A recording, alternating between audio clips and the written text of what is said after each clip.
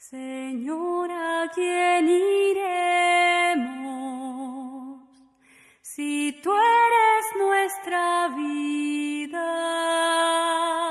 Radio María y Didaje, Fe y Doctrina presentan En la Iglesia, un programa para conocer, amar y defender el cuerpo místico de Cristo, la Iglesia Católica. Con ustedes, Andrea Trujillo y Rafael Núñez. Señor, ¿a quién iremos si tú eres nuestro amor? Si tú eres nuestro amor. Buenas tardes, bienvenidos nuevamente a su programa En la Iglesia, un programa para conocer, amar y defender el cuerpo místico de Cristo, la Iglesia Católica. Esta tarde quizás nuestra querida Andrea se nos una, pero nos acompaña desde la ciudad de Miami, Yanicet Rivero. Buenas tardes, Yanicet, bienvenida a En la Iglesia. Buenas tardes, Rafael, y un placer de estar aquí con ustedes. Muy bien. Para todos los que nos oyen y nos siguen a través de las redes, yo quiero agradecerles su apoyo porque hemos ido creciendo tanto en el canal de YouTube como en Facebook. En Facebook ya saben lo que está ocurriendo, mucha censura con todo esto de las elecciones. Pero les agradecemos infinitamente porque ya superamos los 20,000 seguidores en Facebook. Pero tengan claro, son seguidores. Hay casi 16,000 likes, o es decir, 16,000 personas que han manifestado que les gusta nuestra página en Facebook. Y en YouTube les comparto que ya superamos los 8,000 suscriptores en YouTube. Nuestro compromiso es tratar de llevarles siempre la mejor información para que ustedes puedan ampliar su discernimiento y tengan la información para hacer su discernimiento en la búsqueda de la verdad. Y recuerden que la verdad solo es una, aquel que se definió a sí mismo como el camino, la verdad y la vida, y es nuestro Señor Jesucristo. Pues hoy nos acompaña Yanicet Rivero porque queremos hablar de un tema muy importante y muy actual. Vamos a hablar de la política y vamos a hablar de qué posición ha de tener un católico con respecto a la política. Desde el Papa Pío XII hasta ahora, los sucesivos pontífices siempre se han referido a la política como alta forma de la caridad. Podría traducirse también como servicio inestimable de entrega para la consecución del bien común de la sociedad. La política es, ante todo, servicio. No es sierva de ambiciones individuales, de prepotencia de facciones o de centros de intereses. Como servicio, no es tampoco patrona, que pretende regir todas las dimensiones de la vida de las personas, incluso recayendo en formas de autocracia y totalitarismo. Y cuando hablo de autocracia y totalitarismo, no estoy hablando del siglo pasado. Estoy hablando de hoy, en el mundo de hoy, y quizás también en algún país de América Latina. Se podría afirmar que el servicio de Jesús, que vino a servir y no a ser servido, y el servicio que el Señor exige de sus apóstoles y discípulos, es analógicamente el tipo de servicio que se pide a los políticos. Es un servicio de sacrificio y entrega, al punto tal que a veces se puede considerar a los políticos como mártires de causas para el bien común de sus naciones. El Concilio Vaticano II definió el bien común de acuerdo con el patrimonio de la doctrina social de la Iglesia como el conjunto de aquellas condiciones de vida social con las cuales los hombres, las familias y las asociaciones pueden lograr con mayor plenitud y facilidad su propia perfección. Tengan todos ustedes la seguridad de que la Iglesia Católica alaba y estima la labor de quienes al servicio del hombre se consagran al bien de la cosa pública y aceptan las cargas de este oficio. Cuánta necesidad estamos teniendo de una buena y noble política y de sus protagonistas hoy en América Latina. ¿Acaso no hay que enfrentar problemas y desafíos de gran magnitud? Ante todo, la custodia del don de la vida en todas sus etapas y manifestaciones. Ante todo, la custodia del don de la vida en todas sus etapas y manifestaciones. Ante todo, la custodia del don de la vida en todas sus etapas y manifestaciones. Pero antes de que comencemos, yo quiero pedirle a Janicet, para seguir la tradición de Andrea, que haga la oración inicial para que comencemos este programa. A ver, Janicet. En el nombre del Padre, del Hijo y del Espíritu Santo.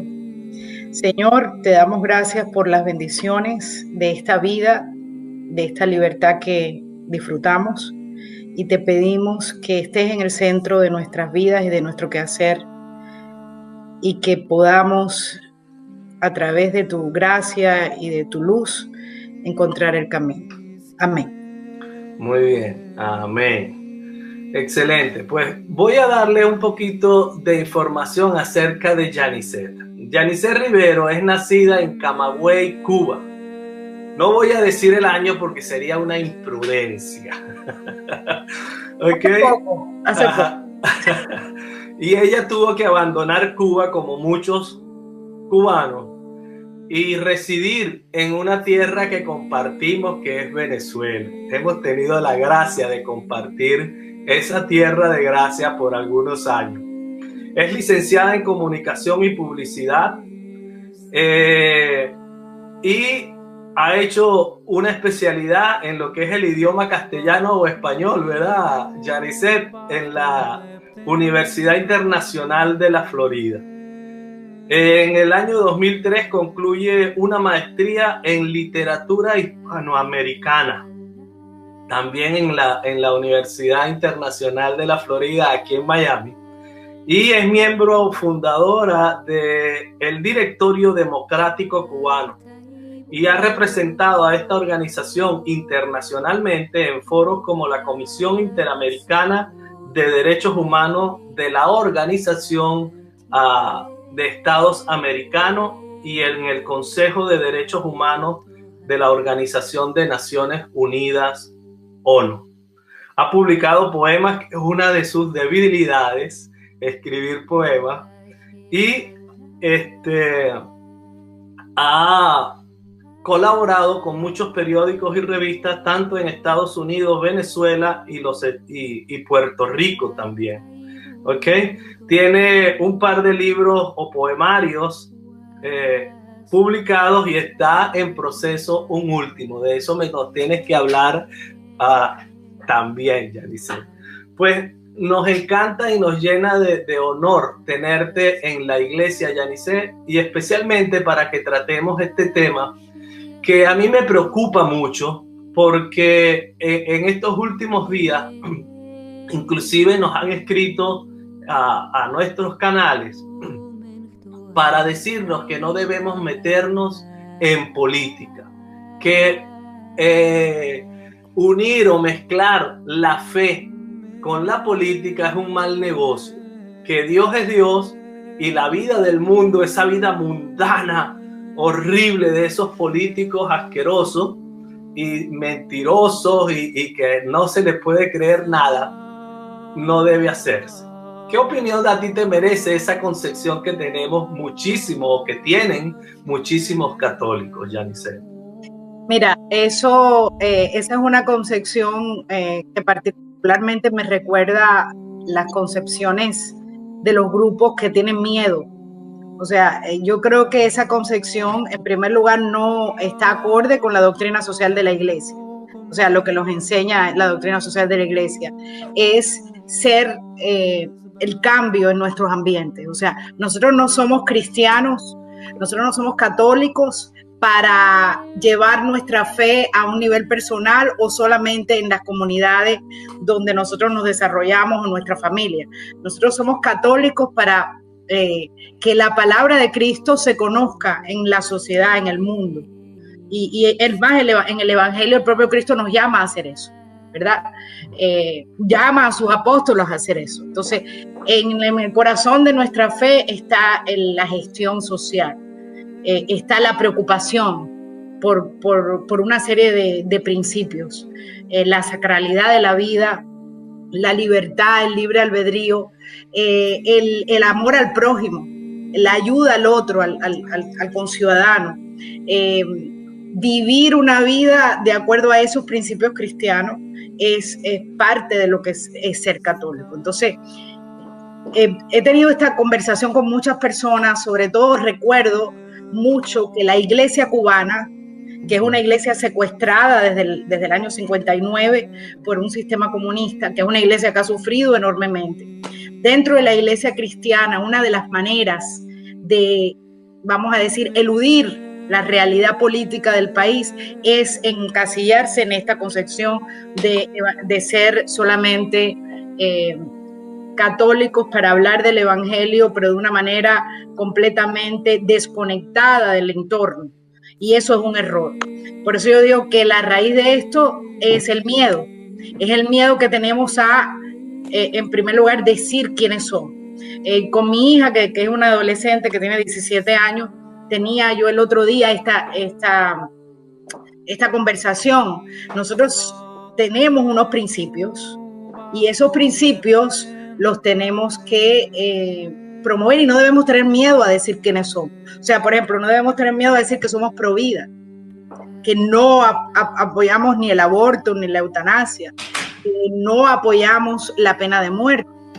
Es parte de nuestra doctrina social y de los principios que rigen nuestra vida.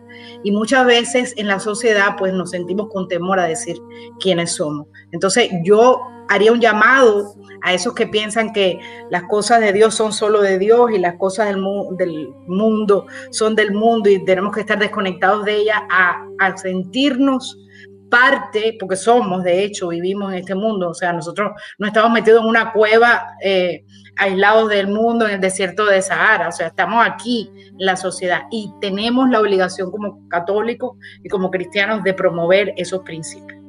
Pero quiero también que vayamos a la palabra de Dios. El Señor, cuando nos da o les da el mandato a sus apóstoles, que se hace extensivo a todos los que en Él crean, les dice: vayan por el mundo, ¿ok?, hasta los confines del mundo, y enseñen a todas las criaturas lo que yo les he enseñado. Y bautícenlo en el nombre del Padre, del Hijo y del Espíritu Santo. Yo quiero que a partir de ese mandato, ¿ok?, de esa misión, ¿ok?, y quiero explicarle a nuestros oyentes de ese mandato, que es una misión que le encarga el Señor a los apóstoles y a todo aquel que se hace llamar católico, creyente de Cristo. Consiste en que tenemos que enseñarle al mundo, ¿verdad?, que, por ejemplo, yo tengo que amar al prójimo no como a mí mismo, porque eso es en la antigua ley. El Señor se hizo presente, se hizo carne, habitó entre nosotros y modificó ese mandamiento. Después de resucitado, le dice a los apóstoles: un mandamiento nuevo les dejo, que se amen los unos a los otros, y cambió la medida, como yo los he amado. Ahora, ¿qué significa el cambio de esa medida? Es decir, el Señor se da cuenta, reconoce que nosotros somos capaces de hacernos daño a nosotros mismos. Y lo voy a traer a la realidad que vivimos. ¿Cuántas, entre comillas, madres le hacen daño al ser más inocente que es una criatura en su vientre. ¿Ok? Les arrancan la vida y hasta después de nacido en algunos estados de este país, los Estados Unidos, se ha aprobado el que sea legal que yo mate a una criatura acabando de nacer. Eso no puede ser, que yo sea indiferente ante tanta maldad. ¿Ok? Eso no es amor, eso es crimen, asesinato, homicidio. Entonces yo tengo que hacer todo lo que esté a mi alcance para yo llevar el mandato del Señor Jesús a quienes me rodean. Y una manera de hacer eso, para combatirlo desde la supuesta legalidad, es participando en la política. No tengo otro medio. Yo parándome en una esquina, ¿verdad? Y con una Biblia en la mano, no voy a lograr cambiarlo. Pero si yo me postulo a ser un congresista, yo voy a estar en el ente legislativo, que es el que aprueba y desaprueba las leyes. Entonces yo estoy llamado a participar en la política y hacerme eco para cambiar las cosas del mundo que no son de Dios a través del juego político. Y bendito Dios que este país es la democracia más antigua y más perfeccionada hasta el momento. Y creo que estamos llamados a participar en la política. Andrea, bienvenida nuevamente. Gracias, Rafa. Gracias, Yanisset. Qué interesante, qué tema tan importante en estos tiempos en donde pues se han hasta dividido familias a raíz de esta responsabilidad o ceguera que tenemos algunos católicos. Definitivamente tienes toda la razón, Rafa. El ser humano tiene unas dimensiones y su dimensión social, y ser parte de una comunidad, de una sociedad, pues no lo podemos apartar de quienes somos. No podemos dejar el catolicismo en la puerta de la entrada del sitio de votación, ni podemos separar quiénes somos. Yanisset, tú que has estado en realidades tan difíciles como Cuba, me imagino pues que tus papás sobre todo vivieron esta parte tan fuerte, y en Venezuela.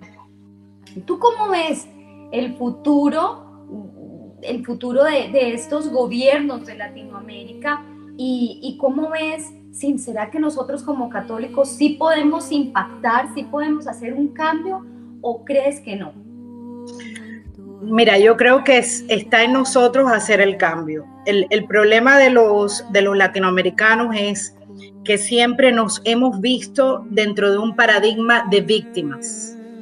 O sea, los latinoamericanos siempre nos hemos visto, desgraciadamente ha sido la narrativa que desde fines del siglo XIX, el siglo XX, ha controlado el discurso latinoamericano. Es el discurso de los pobres contra los ricos, de los países latinoamericanos frente al imperialismo, toda una narrativa creada por la izquierda internacional, creada por grupos de poder muy específicos, para que nos creamos eso a través de una percepción muy bien refinada y que no entendamos cómo funciona la sociedad.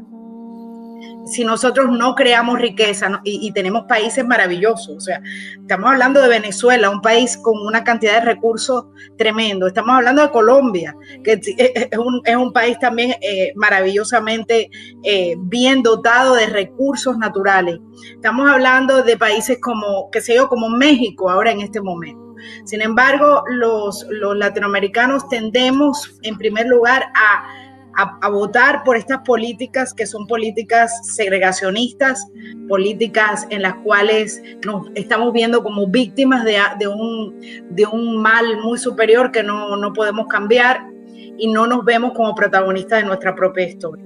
Entonces, claro que sí, el mensaje cristiano es el mensaje precisamente de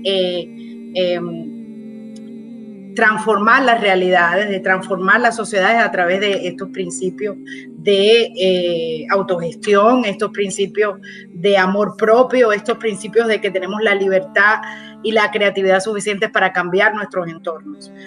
Si pudiéramos los latinoamericanos darnos cuenta que es a través de nuestro esfuerzo propio que podemos echar para adelante e ir transformando la legislatura, las leyes, irle quitando poder al Estado, porque en un Estado que lo controla todo es un Estado que nos quita libertad.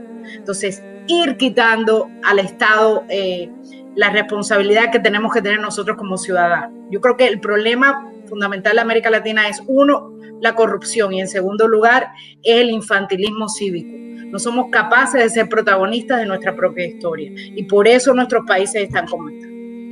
Bueno, pero hay quien dice, y se oye mucho este discurso, especialmente aquí en Estados Unidos con estas elecciones tan controversiales, que dicen, no, es que hay que ver todo el panorama, es que hay que ver todo el paquete. Esto es solamente una parte, la parte pro vida, la parte de la libertad de expresión, de la libertad religiosa, es solamente una parte, hay que ver todo el paquete.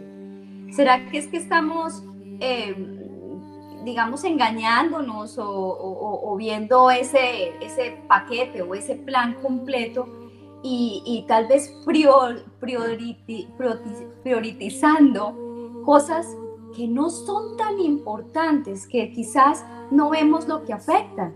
Porque si vemos lo que hablaba Rafa acerca del aborto, si todos hacemos la venia y hacemos el sí al aborto, vienen unas cosas anteriores al aborto que afecta a la juventud, que afecta a una sexualidad equivocada, que afecta a un libertinaje que empieza desde muy temprano. Y así eso empieza una cadena, todo es como un efecto dominó. ¿Será que nos falta como saber poner las prioridades?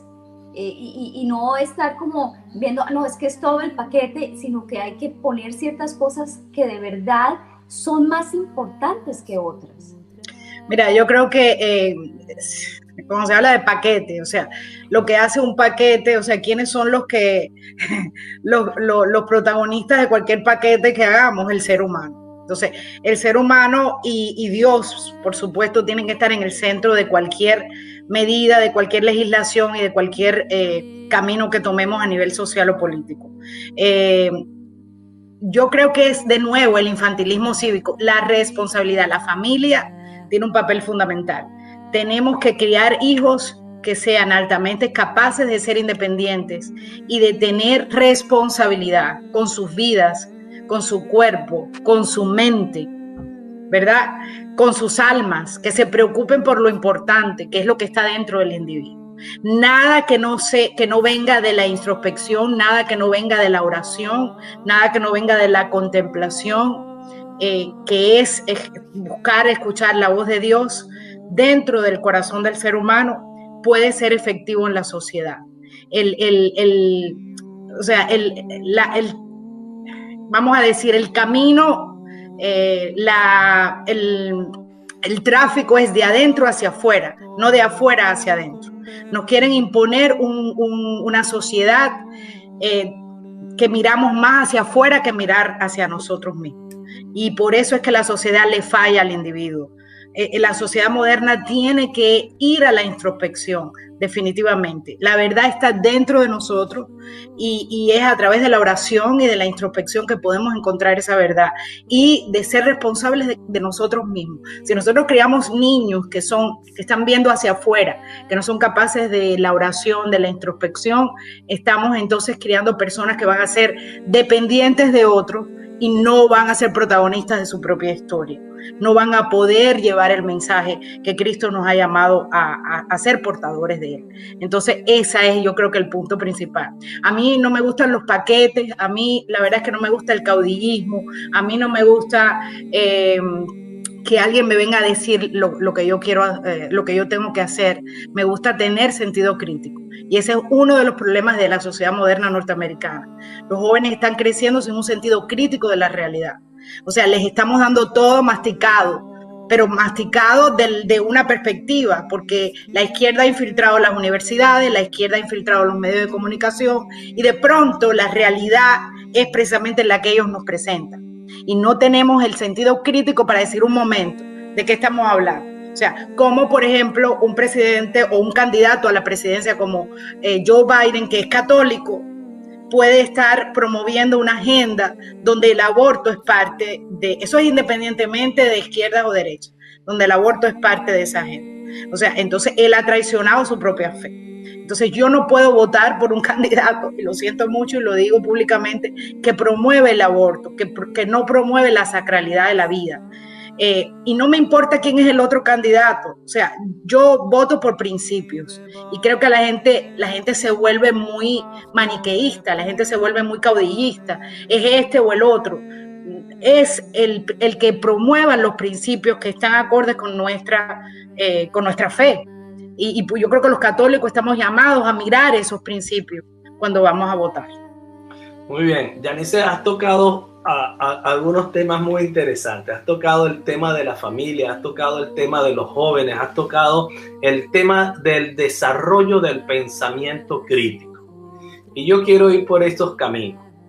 Definitivamente la doctrina de la iglesia, la doctrina social de la iglesia, si a algún punto ha tenido celo en defender, en promover, porque es sencillamente y naturalmente y desde la perspectiva del plan original de Dios, la familia es el centro primero de la iglesia, es la primera iglesia, y luego es la base, la célula fundamental de toda sociedad.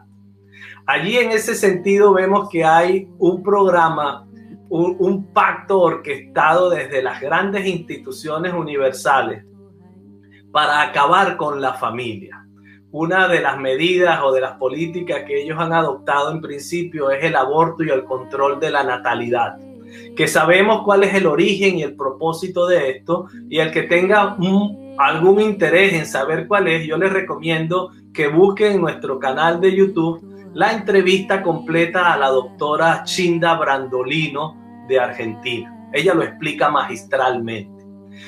En el otro sentido, hablaste de el pensamiento crítico. Haces un señalamiento de que en esta sociedad que vivimos actualmente, no voy a quedarme en el horizonte solamente del continente del norte de América, en Estados Unidos, es universal. La mayoría de los jóvenes están en las últimas décadas con muy poco desarrollo del pensamiento crítico. Quizás a ustedes, nuestros oyentes, se preguntarán, pero ¿y qué es eso, pensamiento crítico? Pues la capacidad que debe desarrollar todo ser viviente y pensante para tener una percepción objetiva de la realidad en la que vive. Y entonces, cuando por ejemplo me promueven una ideología de género en la cual quieren borrar la realidad biológica y absolutamente verdadera de que solamente hay dos géneros, hay dos sexos, uno es el femenino y otro es el masculino. Hay algunos fenómenos naturales muy excepcionales en los cuales alguien puede participar por algún defecto genético de tener quizás la apariencia de los dos sexos, pero en su psique, que es otra parte del ser humano, ¿ok?, hay un conflicto, como lo hay en cualquier persona que no tiene ese problema a nivel de apariencia sexual, pero tiene la inclinación, por ejemplo, a robar, a matar, a ser un individuo que no puede mantener una relación de pareja, sino que quiere estar con diferentes personas. Todas esas son partes de la naturaleza humana, pero Dios, que nos ha creado y que es el que escribió el manual nuestro, nos ha dicho claramente que hombre y mujer nos creó, ¿ok? Y que sí, que tenemos esa inclinación al pecado, ¿ok?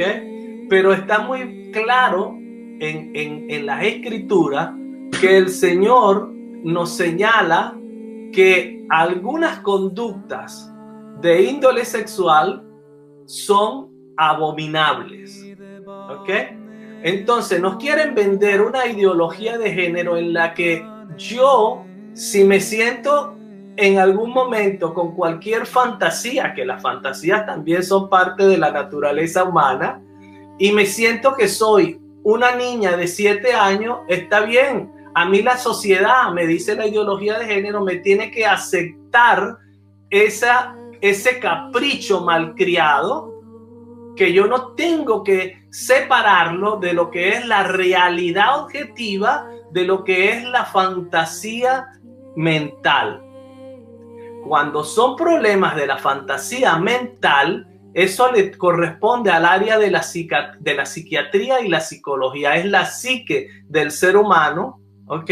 Pero pretender que yo quiera obligar al grupo social en el que vivo a que acepte esta fantasía es una locura. Y es una locura de tal magnitud que ahora se están aprobando leyes en la cual, por ejemplo, para citar solo una ciudad cercana, Nueva York, ya existe un género X.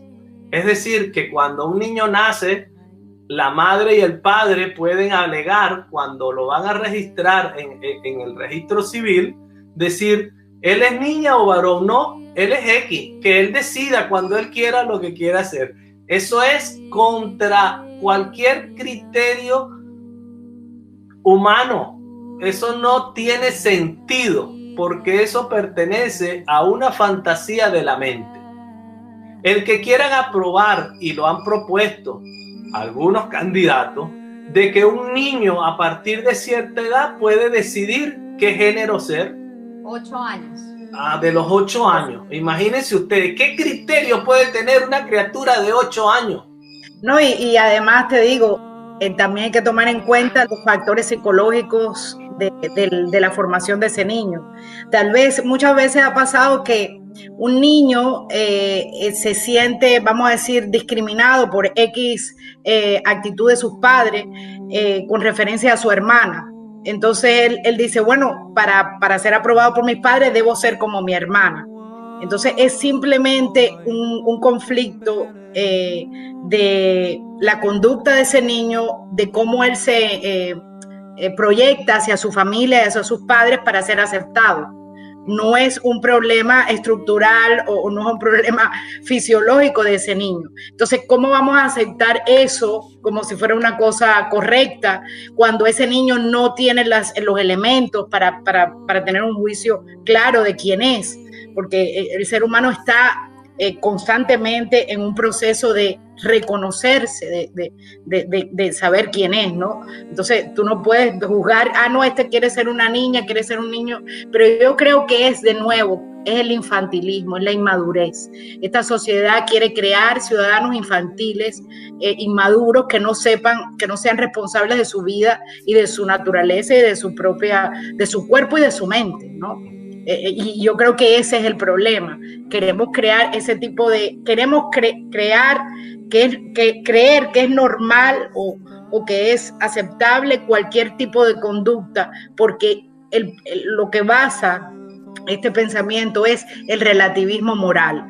Es el relativismo moral lo que le da basamento a este tipo de conducta o a este tipo de, que ahora se ha convertido en legislación en algunos lugares, en los cuales, o sea, a mí me dijeron que existían 35 tipos de sexos o de género. De género, y siguen creciendo, porque cada día cualquier fantasía la quieren llevar al plano de la realidad. Sí, pero nosotros tenemos que hablarle a nuestros hijos. Yo creo que nosotros tenemos que ser muy claros con nuestros hijos en cuanto a esta realidad. Ser respetuosos con las personas que a lo mejor están enfrentando este tipo de conflicto. Ser respetuosos con ellos, ser respetuosos con el camino que puede escoger cualquier persona.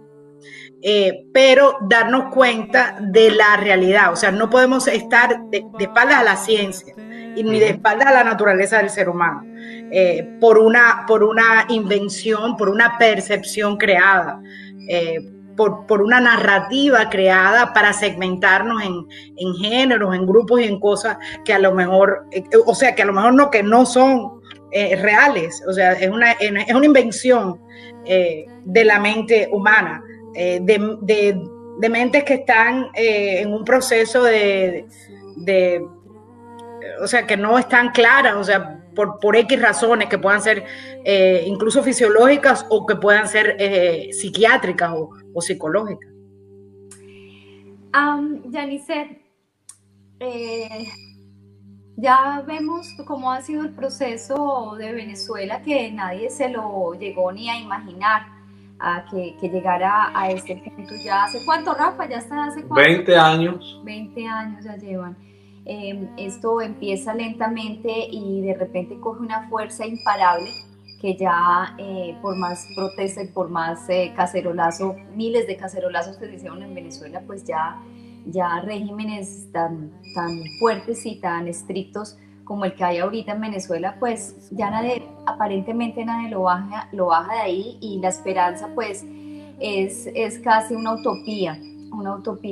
Países como Chile, que nosotros pues ni nos imaginábamos, Colombia también, estamos a nada de montarnos en ese mismo socialismo.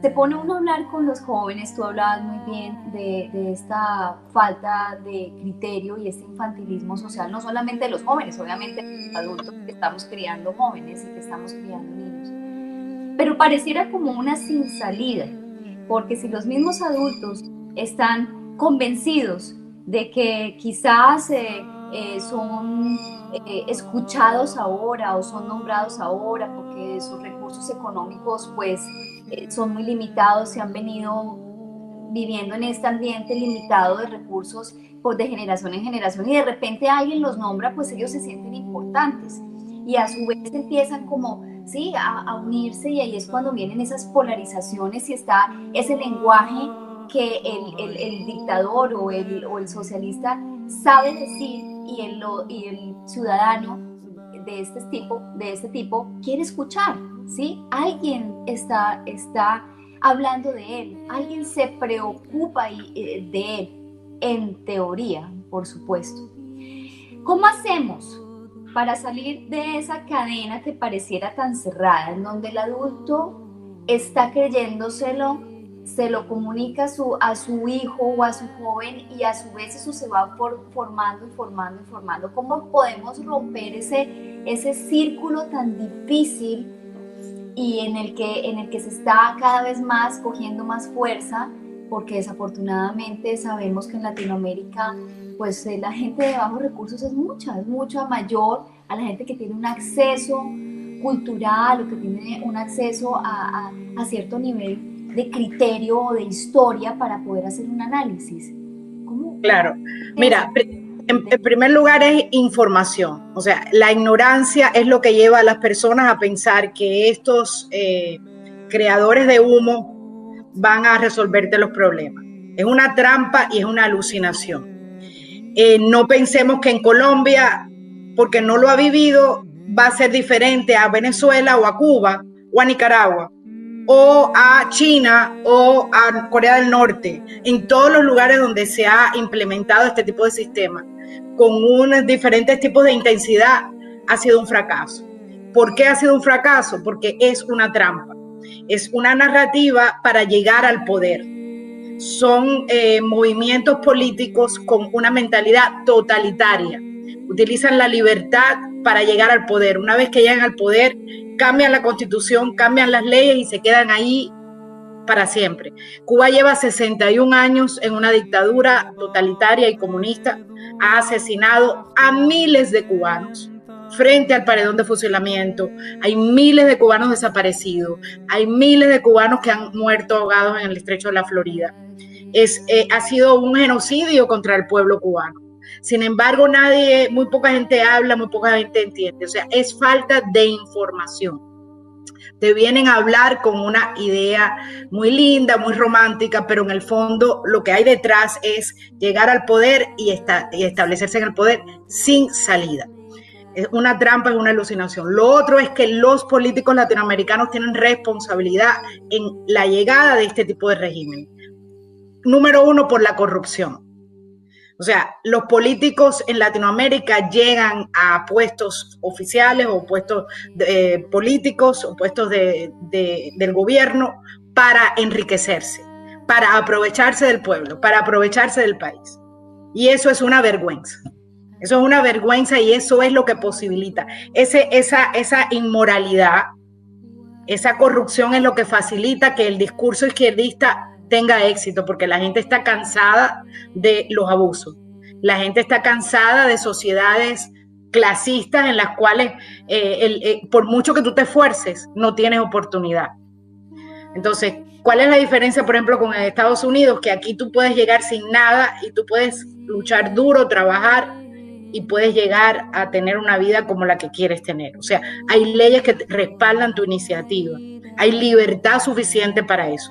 ¿Qué pasa en los países nuestros? Demasiadas leyes, demasiadas regulaciones, demasiado control estatal. La gente no puede salir adelante con su propio esfuerzo. Y eso frustra al ser humano. Pero eso es el producto de políticas erradas, políticas de control estatistas, de control estatal muy regio, muy firme, y de corrupción. Utilizar el país para beneficiarse uno, no tener un puesto político para beneficiar al país, que es lo que debiera hacer. Entonces, esa ecuación hay que cambiarla. Pero yo le diría a mis hermanos colombianos, a mis hermanos chilenos que salieron de una dictadura militar terrible y lograron enrumbar al país. O sea, en este momento Chile es el país más próspero de América Latina. Sin embargo, ya vemos que el pueblo ha sido persuadido de ir por un camino diferente, porque no recuerdan, porque no tienen información de la realidad que ha pasado en otros lugares, y los políticos se aprovechan de esa ignorancia. Entonces yo te diría que el antídoto contra esto es informarse, tener sentido crítico de la realidad, que estos cantos de sirena no te vayan a persuadir de votar por un partido que a todas luces, porque ninguno de estos socialistas o comunistas se ocultan en decir lo que son. O sea, este pensamiento marxista es un pensamiento nefasto para cualquier país. ¿Por qué? Porque el pensamiento marxista se basa en la imposición de una clase pequeña, de una clase, vamos a decir, de una élite política sobre el pueblo en general, porque ellos consideran que la gente del pueblo es inferior a ellos. Ellos consideran que la gente del pueblo son ignorantes, no pueden dirigir su vida. Y entonces ellos son los iluminados que vienen a dirigir la vida. Cuando llegan al poder se convierten en una clase completamente elitista que destruye la economía del país, que se beneficia de nuevo económicamente y que además reprime a aquellos que tengan una opinión diferente. Entonces, no caigan en la trampa, simplemente infórmense y no caigan en la trampa. Traten de reformar los países, traten de que los políticos sean decentes, que no sean corruptos, traten de que la gente que vaya a la política no vaya para beneficiarse a sí mismo, sino que vaya para ayudar al prójimo, para ayudar al pueblo. Y eso sería el antídoto para que no cayeran en este tipo de regímenes comunistas o socialistas. A ver, Yanisset, fíjate, yo creo que es importante que le demos a nuestros oyentes información sobre lo que dice la doctrina de la Iglesia y muy especialmente la doctrina social de la Iglesia con respecto a la participación del católico en la política. A mí me resulta, como dije al comienzo de este programa, inaceptable que la mayoría de los creyentes de la Iglesia Católica se hayan comido el cuento de la separación que debe haber entre la Iglesia y el Estado. Es verdad que en los momentos históricos que ha vivido la humanidad, en un momento histórico la Iglesia era prácticamente el mayor poder, porque fue el desarrollo de la humanidad eso, y pasó por ese camino. Pero una vez que se da la Revolución Francesa, se plantea esa idea y ese concepto de querer separar la Iglesia de la vida. política de una nación. Y la vida política de una nación la hacen los ciudadanos. Y los ciudadanos que tienen la creencia en Dios y en Jesucristo y en el plan de salvación de Dios, tienen que aportar elementos para hacer de esa sociedad o de ese país algo mejor, basado en la moral y en los principios cristianos. Es decir, yo no puedo estar viviendo en una sociedad llamándome católico y es válida la pena de muerte, cuando el Señor nos dice en sus mandamientos: no matarás. ¿Me entiendes? Entonces, yo tengo, para poder cambiar esas barbaridades, tengo que hacer política. No hay manera de cambiar el modus vivendi de una sociedad si no es participando en la política. No se crean el cuento de que yo, si soy religioso, si sigo a Cristo, no debo participar en la política. Claro. Lo debo hacer, y lo debo hacer con la mayor conciencia, de acuerdo a los principios y valores morales del cristianismo. Y si el Señor me dice que no debo matar, pues la vida es inviolable desde la concepción hasta la muerte natural, pasando por la pena de muerte. Entonces, no nos dejemos engañar con el cuento de que si tú eres católico, tú no puedes hablar de política. ¿Cómo que no puedo hablar de política? ¿Acaso mis derechos civiles me están vetados porque yo crea? ¿Y al que no cree? Y fíjate una cosa, este país, por ejemplo, hay un valor fundacional de este país, de Estados Unidos, es la fe. O sea, pero la fe cristiana, tenemos que aclararlo, y los valores cristianos. Claro, los valores cristianos. O sea, estas 13 colonias que se establecieron aquí venían en busca de libertad religiosa, fundamentalmente, libertad de culto. ¿Por qué? Porque eran reprimidos en Inglaterra. Y ellos se establecieron aquí basados en eso. En el primer párrafo de la Declaración de Independencia de Estados Unidos está el aspecto de la fe, está la presencia de Dios, la palabra Dios existe allí. ¿Qué estamos viendo? Estamos viendo una avalancha de personas y de fuerzas políticas aquí en Estados Unidos que quieren primero borrar a Dios de la Constitución y de la Declaración de Independencia, que quieren cambiar los principios que hicieron nacer esta gran república.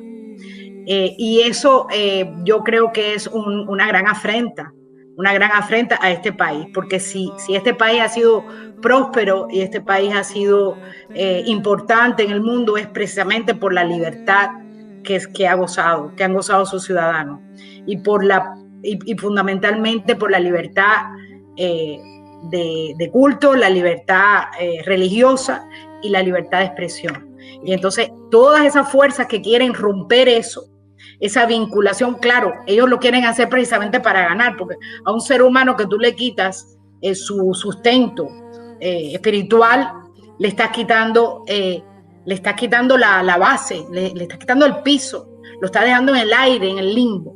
Y ellos quieren que las nuevas generaciones sean maleables, puedan ser manipulables por ellos y por su discurso, porque ellos son como estos magos que llegan y echan humos de diferentes colores y te crean una percepción diferente. Por eso yo creo que la clave es la familia, la clave es la fe, la clave es el pensamiento crítico, que podamos darle a nuestros hijos ese desarrollo de que creen su propia opinión basado en principios, y que tengan la valentía de no sentirse amedrentados por la sociedad y de decir lo que piensan.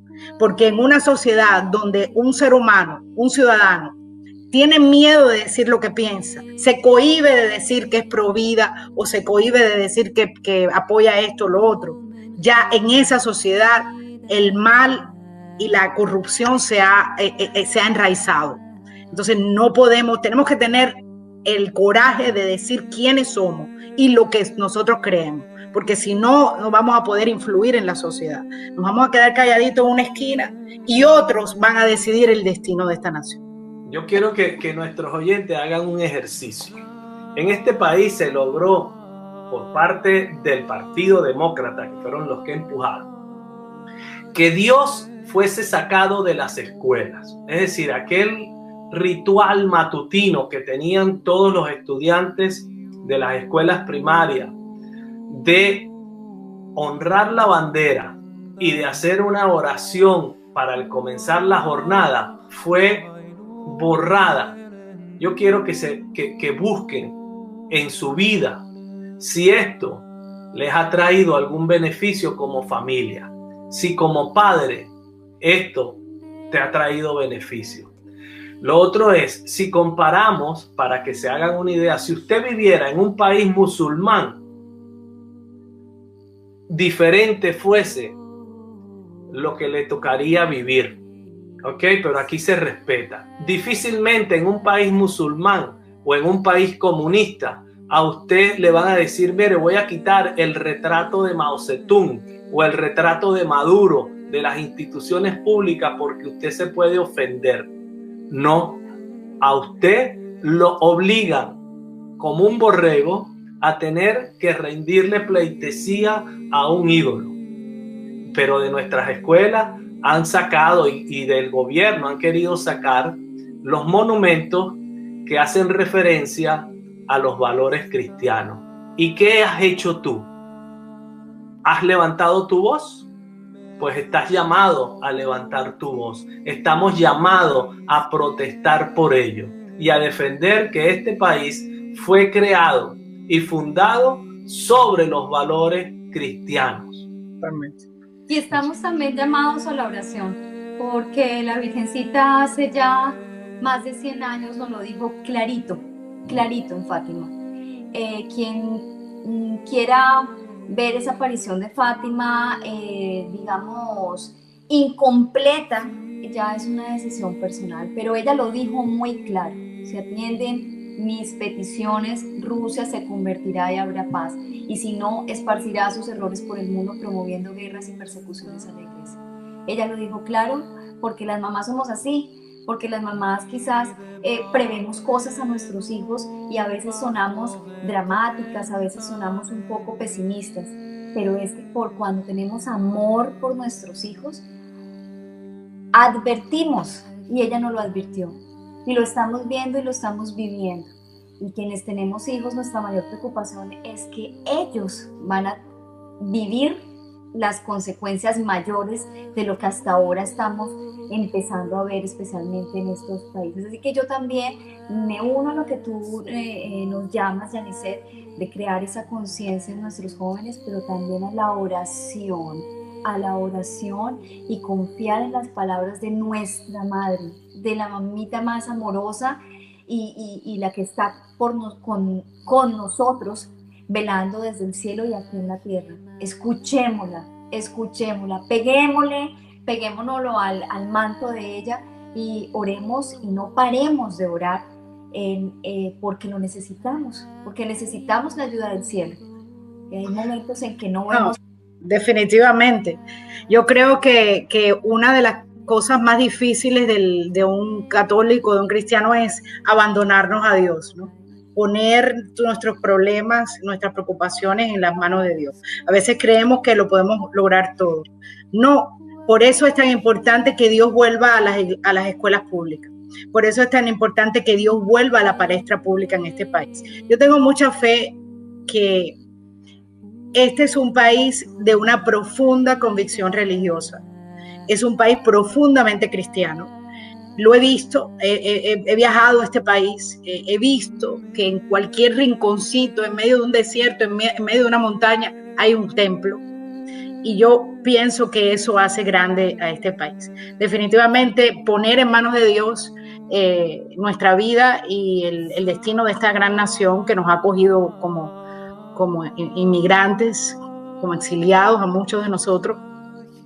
Y no dejar de orar, pero a la vez de actuar, como dice Rafael, a nivel directo en la sociedad, influir con nuestras ideas la sociedad. En esa medida vamos a poder ser exitosos. Yo creo que uno de los grandes logros que hemos tenido en los últimos 4 años es precisamente legislación por el respeto a la vida, legislación en contra del aborto. Yo creo que eso ha sido un importante paso a nivel del gobierno federal, en apoyo a nuestro principio, en apoyo a nuestras creencias como católicos, ¿no? Y eso lo tenemos que tener en cuenta, que tenemos que influir para que hayan legislaciones que favorezcan estos principios, porque esa es la única manera de ir sanando esta sociedad que ha sido inyectada, inoculada con una serie de ideas diabólicas, de ideas negativas, de ideas que van en detrimento de la vida, que van en detrimento de la sacralidad de la vida, que van en detrimento del desarrollo integral de la persona humana. Y yo te digo, hay que hablarle a los jóvenes, hay que hablarle mucho a nuestros hijos, hay que hablarles no en un tono castigador, sino en un tono cordial, en un tono de comunión, para que ellos nos entiendan, dándonos cuenta que ellos están enfrentados, su generación está enfrentada a una sociedad en decadencia, una sociedad con un relativismo moral horroroso, en el cual les enseñan que cualquier cosa está bien y que no hay, que no hay verdades que son absolutas, ¿verdad? Entonces, ellos tienen que luchar dentro de un ambiente que tal vez nuestras generaciones no era tan crudo. No era tan crudo el ambiente nuestro de cuando estábamos creciendo que esto que les ha tocado a nuestros hijos. Entonces, entendiendo eso, teniendo mucha caridad por esta circunstancia a la que a la que nos enfrentamos todos, pero bueno, nuestros hijos en sus escuelas, en las universidades, promover en ellos esa doctrina social de la Iglesia y que no tengan miedo. Sobre todo que no tengamos miedo a decir quiénes somos, a decir que amamos a Cristo, a decir que creemos en la sacralidad de la vida, a decir que creemos en el libre albedrío, en la libertad intrínseca, interior del ser humano, y que Dios nos ayude, o sea, que orar a Dios, abandonarnos a Él para que Él nos ayude en este camino tan difícil que estamos viviendo, pero no es más difícil que, por ejemplo, el camino de los padres y madres de la iglesia, ¿no? Los padres del desierto, las madres del desierto. No es más difícil que los cristianos primeros que se enfrentaban a los leones en aquellos circos romanos, ¿verdad? Entonces, a cada uno nos toca nuestro Via Crucis, a cada uno nos toca nuestra cruz, y tenemos que tener el coraje de cargarla y de ser dignos de Dios. Sí, fíjense, yo quisiera compartir un consejo a nuestros oyentes, ya nos queda muy poco tiempo, pero la vida no es más que tomar decisiones, y algunos de nosotros no fuimos criados ni nos enseñaron bajo ese concepto, pero la vida es eso, tomar decisiones. Desde que yo me despierto, yo tengo que empezar a tomar decisiones. Yo tengo que decidir si me quedo en la cama o me levanto, si me cepillo mis dientes o no me los cepillo. Tengo que decidir qué color de calcetines me coloco, qué pantalón, qué camisa, qué zapatos. Todo eso son elecciones. Pues yo creo que la clave en esto es enseñar a nuestros hijos eso, que la vida es tomar decisiones. Y la clave para tomar la mejor decisión, primero, consultarlo a Dios, ponerlo, como bien nos recomienda Yanisset, en las manos de Dios. También es válido orar mucho, como nos recomienda Andrea, pero es también muy importante el que yo enseñe a mi hijo a buscar la mejor información y a darle toda la información posible para que él, al igual que hace un gerente general de una empresa donde todos los directores de departamento se reúnen y le dan a él la información de cada departamento para que él tome la decisión. Y cuando él tiene toda la información, estoy seguro que tomará la mejor decisión. Pues a eso estamos nosotros los padres llamados, a proveerle a nuestros hijos la información para que sea él el que tome su decisión. Porque si hay algo que nunca nos ha gustado y lo respeta Dios, es el que nos impongan las cosas. Decía muy bien y muy bonito San Agustín, aquel que te salva aquel que te ha creado sin tu consentimiento, no te salvará si tú no le concedes. Así que yo creo que esto es un consejo: denle la información veraz a sus hijos. Infórmese usted para que le pueda dar entonces un argumento a su hijo basado en la verdad y que él tome sus decisiones. Bueno, Yanicet, pues mil gracias por este programa tan interesante. La verdad que nos quedamos con este último mensaje de Rafa tan completo. Te agradecemos muchísimo toda tu participación y tu compartir en lo que tú has vivido y en lo que el Señor te ha puesto en tu corazón. Mil gracias y deseamos que Él te siga guiando en todos tus proyectos. Bueno, gracias a ustedes y continúen este trabajo tan lindo de promoción de la verdad y de los principios cristianos que es tan importante hoy por hoy en esta sociedad. Muy bien, muchísimas gracias, Yanicet. Ha sido un gran placer tenerte en la iglesia. Gracias a ustedes. Un programa para conocer, amar y defender el cuerpo místico de Cristo, la Iglesia Católica. Aquí nos encontramos el próximo miércoles a las 5. Nos vemos. Señor, ¿a quién iremos? Si tú eres nuestra vida. Radio María y Dida G, Fe y Doctrina presentaron En la Iglesia, un programa para conocer, amar y defender el cuerpo místico de Cristo, la Iglesia Católica, conducido por Andrea Trujillo y Rafael Núñez. Señor, ¿a quién iremos? Si tú eres nuestro amor.